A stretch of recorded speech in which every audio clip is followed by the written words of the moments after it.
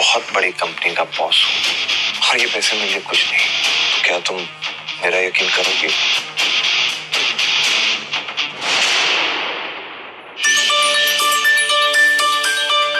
भाग्या की हंसी नक्श के कान में चुभने लगी थी। वो और बर्दाश्त नहीं कर पाया।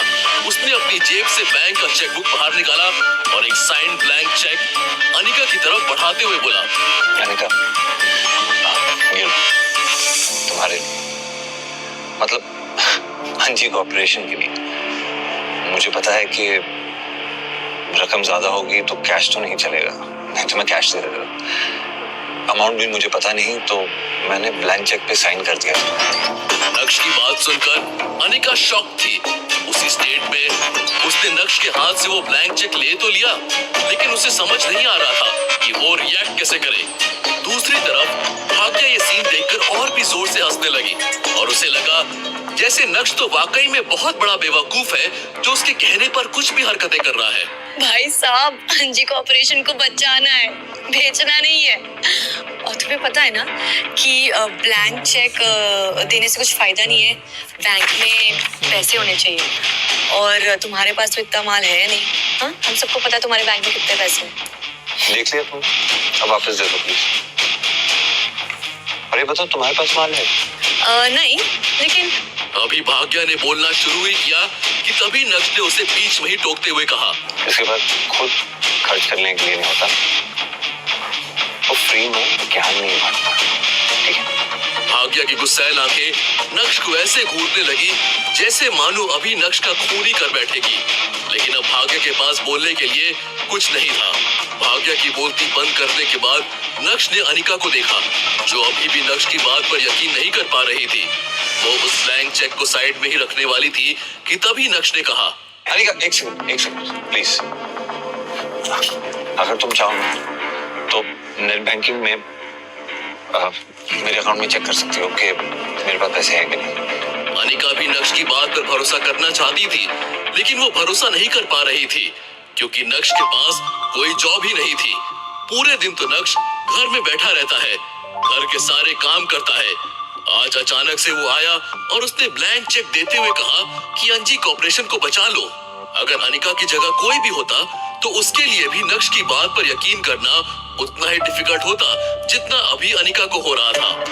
वैसे तो नक्श ने भाग्या का मुंह बंद करवा दिया था, लेकिन अभी इस टॉपिक पर भाग्या को लगा कि वो नक्श को दबा सकती है। दीदी, ये आपको चेक करने भूल ही रहा, तो आप चेक कर लीजिए ना, उसके सेटिस्फैक्शन के लिए। और हम सबको पता है उसके अकाउंट में कितने पैसे होंगे, 2 रुपए। अब हर तरफ से अनिका को प्रेशर फील हो रहा था। अनिका ने एक बार फिर से नक्श की ओर देखते हुए कहा, नक्श, तुम सच में चाहती हो कि मैं तुम्हारा बैंक अकाउंट चेक करूं? हाँ, मैं सच में चाहता हूँ कि तुम मेरा बैंक अकाउंट चेक करो। मैं तुमसे कभी झूठ बोलूंगा नहीं। अनिका से ज्यादा तो भाग्या एक्साइटेड दिख रही थी। तुम क्या लैपटॉप के अंदर ही घुस जाओगी क्या? बैठ जाओ आराम से, देख लिया ना, बैठो। तुरंत ही नक्श ने अनिका को कस्टमर आईडी बताया और धीमी आवाज में बोला, वैसे पासवर्ड तुम्हारा बर्थ डेट है। पासवर्ड एंटर करने के बाद जैसे ही बैंक की साइट ने उस अकाउंट का बैलेंस दिखाया, वैसे ही अनिका के तोते उड़ गए। उस अकाउंट में पूरे 5 करोड़ रुपए थे। जब भाग्य की नजर लैपटॉप स्क्रीन पर गई तो उसका मुंह भी खुला का खुला रह गया था। ये कैसे हो सकता है? How is this possible? कहते हुए भाग्या पूरी तरह से शॉक नजर आ रही थी। इसी बीच चित्रा भी घर आ गई और जब उसने ये सिचुएशन देखी तो वो तुरंत ही बोली, क्या हो गया? भाग्या केम छो? શું કરે છે?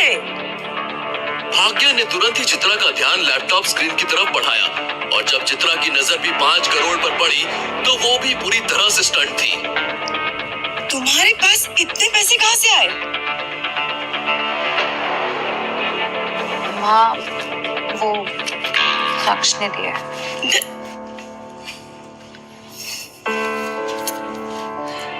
तुम्हारे पास इतने पैसे कहाँ से आए? I'm sorry, मैं वो बता नहीं सकता आपको, लेकिन हाँ ये जरूर बता सकता हूँ कि जहाँ से भी आए कोई गलत सोच से नहीं आए, तो इसका इस्तेमाल कर सकते हैं। अनिका, तुम इन पैसों का आंख बंद करके इस्तेमाल कर सकती हो, सच में। ये बोलने के बाद नक्श ने अपनी एक नजर भाग्या पर डाली और बोला, भाई बड़े बेशरम लोग हैं यहाँ पे, इतनी बेइज्जती होने के बावजूद यहीं खड़े हूँ। तो और कोई काम धंधा नहीं है, क्या करें, सारा काम मुझे करना पड़ रहा है आजकल। ये सुनकर भाग्या पूरी तरह से स्टंट रह गई थी। जिस आदमी के मुंह में पहले जुबान नहीं थी, आज वही जुबान कैंची की तरह चल रही थी। शर्म और गुस्से के मारे भाग्या का चेहरा पूरा लाल हो गया था। इससे पहले कि भाग्या कुछ बोले, अनिका ने नक्श का हाथ पकड़ा और तुरंत ही उसे बेडरूम में ले गई। अरे अनिका, नक्श, सच सच बताओ, तुम्हारे पास ये पैसे कहाँ से है? यहाँ पे कोई नहीं है। अनिका छोड़ो ना, मैं वैसे भी बहुत थक गया हूँ, मैं बाद में बात करूँगा। बताओ, ये पैसे कहाँ से आए तुम्हारे पास? नक्श ने अनिका के चेहरे पर टेंशन वाला रूप देखा, लेकिन मन ही मन नक्श को यह सब बहुत अच्छा लग रहा था। पहली बार अनिका ने नक्श का हाथ पकड़ा था। पहली बार अनिका को नक्श ने इतनी चिंता करते हुए देखा था। अनिका को नक्श की ही चिंता थी ना? शायद। थोड़ा सोचने के बाद नक्श ने सोचा कि क्यों न अनिका के सामने अपना सच लेकर आया जाए। नक्श ने अनिका से कहा, अगर मैं ये कहूँ कि मैं एक बहुत बड़ी कंपनी का बॉस हूँ और ये पैसे मेरे लिए कुछ नहीं, तो क्या तुम मेरा यकीन करोगे? नक्श की बात सुनकर तुरंत ही अनिका ने नक्श का हाथ छोड़ा और नफरत भरी नजरों से नक्श की ओर देखते हुए कहा, नक्श, मजाक करने की जरूरत नहीं है। मुझे सच सच बताओ, ये पैसे कहाँ से आए? मैं बार बार नहीं पूछूंगी कि ये पैसे कहाँ से आए, और मेरे पास इतना टाइम भी नहीं है। और आई होप कि ये पैसे तुम्हारे पास लीगल तरीके से है, और अगर ये इनलीगल है ना, तो मुझे इन पैसों की कोई जरूरत नहीं है। मेरी कंपनी बर्बाद हो जाए तो हो जाए, आई डोंट केयर। और मुझे ना तुम्हारी वजह से किसी और मुसीबत में नहीं फंसना है। I am done. तुम्हें इसकी फिक्र करने की कोई जरूरत नहीं है। आई प्रॉमिस कि ये जो पैसे हैं ये लीगल सोर्स से हैं, लीगल तरीके से तुम बेझिझक इसका इस्तेमाल कर सकती हो। प्लीज इसे खर्च करो और अपनी यानी अंजी कॉर्पोरेशन को घर से बाहर निकालो। अनिका अभी भी नक्श को शक की नजरों से घूर रही थी।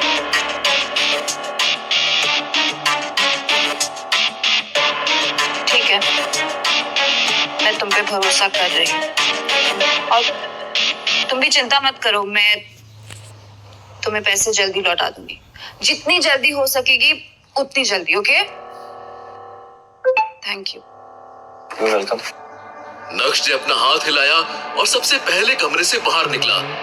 बाहर आकर नक्श ने देखा कि भाग्या तो वहां से जा चुकी थी। ये जानकर नक्श को अच्छा नहीं लगा। शायद नक्श भाग्या की और खिंचाई करना चाहता था। तभी इतने में चित्रा वहां आई और उसने फिर से नक्श से पूछा, नक्श, तुम्हारे पास 5 करोड़ रुपए कहाँ से आए? इतने में अनिका ने अपनी माँ को साइड में किया और उसके कान में कुछ बोलने लगी। उसके बाद से चित्रा ने कोई सवाल जवाब नहीं किए। हालांकि नक्श के प्रति उसका एटीट्यूड पहले से थोड़ा जेंटल हो गया था। दूसरी तरफ अब सूरत शहर की ही नहीं बल्कि पूरे गुजरात की काया पलट होने वाली थी। भानुशाली ग्रुप में नए सीईओ की एंट्री हो गई थी। पूरे गुजरात में ये बात करने का मेन टॉपिक बन गया था। अब जब भानुशाली ग्रुप नए सीईओ के साथ मार्केट में उतरा तो बहुत सारी एंटरटेनमेंट कंपनीज इनके साथ टाई अप करते हुए अपनी किस्मत आजमाना चाहती थी, लेकिन सीईओ साहब ने सबको लाल झंडा दिखाया था। यहाँ तक कि उन कंपनीज को भी जो पहले कई सालों से भानुशाली ग्रुप के साथ काम करते हुए आ रही थी, नक्श ने सबका कॉन्ट्रैक्ट खत्म कर दिया था। पहले ही दिन से नक्श ने अपने तरीके से काम करना शुरू कर दिया था और आगे आगे नक्श ने जो किया उससे भानुशाली ग्रुप खूब सुर्खियां बटोरने लगा था। लॉजिकली बात की जाए तो अभी तक भानुशाली ग्रुप ने जिन भी कंपनीज के साथ टाई अप किया है वो सभी हाई प्रोफाइल कंपनीज थी। कुछ सूरत की, कुछ अहमदाबाद की, तो कुछ मुंबई की। लेकिन इस बार जब लोगों ने जावेरी खानदान के बारे में सुना तो उन्हें बहुत शॉकिंग लगा।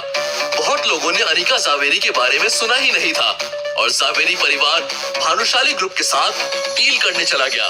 ऐसा नहीं है कि सूरत शहर में कोई जावेरी खानदान को जानता नहीं था, बिल्कुल जानते थे, लेकिन अनिका जावेरी को नहीं जानते थे, क्योंकि अनिका तो सिर्फ जावेरी खानदान का हिस्सा थी। उसका नाम कभी भी जावेरी खानदान के चर्चित सितारों में शामिल नहीं होता था। हाँ, लेकिन सूरत शहर में नवीन जावेरी को लेकर काफी बातें उठी थी। बहुत से लोगों को पता चल गया था कि जावेरी खानदान का चर्चित चेहरा नवीन जावेरी यानी अपने मैम्बो अंकल भानुशाली ग्रुप के साथ डील करने गए थे, लेकिन उन्हें रिजेक्ट कर दिया गया। लोग बहुत ही ज्यादा कंफ्यूज थे। जब जावेरी खानदान के सबसे पावरफुल इंसान नवीन जावेरी को रिजेक्ट कर दिया, तो फिर भला ये अनिका जावेरी भानुशाली ग्रुप जाकर कौन सा तीर मार लेगी?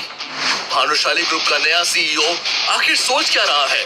क्या वो बड़ी हाई प्रोफाइल कंपनीज की जगह अब क्या छोटी छोटी कंपनीज के साथ काम करना चाहता है? कुछ ऐसे ही सवाल लोगों के मन में उठने लगे थे। ये सारे सवाल सिर्फ लोगों के मन में ही नहीं, बल्कि अब तो अनिका जावेरी के मन में भी उठने लगे थे, क्योंकि उसे भी कुछ समझ में नहीं आया कि उसके साथ हुआ क्या। जिस दिन वो पार्टनरशिप की बात करने भानुशाली ग्रुप गई, तो नए सीईओ से उसकी कोई मुलाकात नहीं हुई, लेकिन उसके हाथों में सीधा कॉन्ट्रैक्ट थमा दिया गया। सब कुछ बहुत स्मूथली हुआ, इतना स्मूथली कि अनिका को लगने लगा कि कहीं वो सपना तो नहीं देख रही है।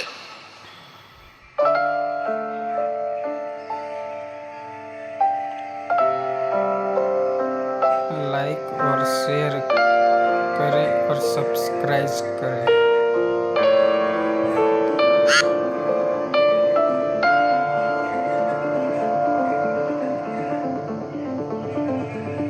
और मोटिवेट करें मेरे चैनल को।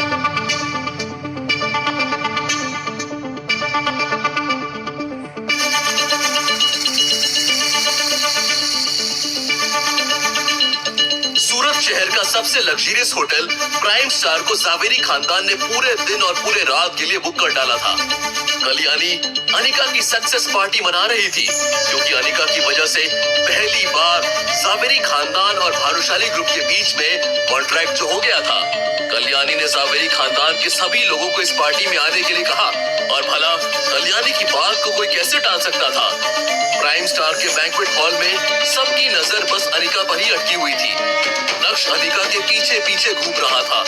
वाकई में अनिका सेंटर ऑफ अटेंशन के साथ साथ सेंटर ऑफ अट्रैक्शन भी बन गई थी। उसने जो जावेरी खानदान के लिए किया वो बहुत ही बड़ा कंट्रीब्यूशन था, और इस सेलिब्रेशन की मुख्य हकदार भी वही थी।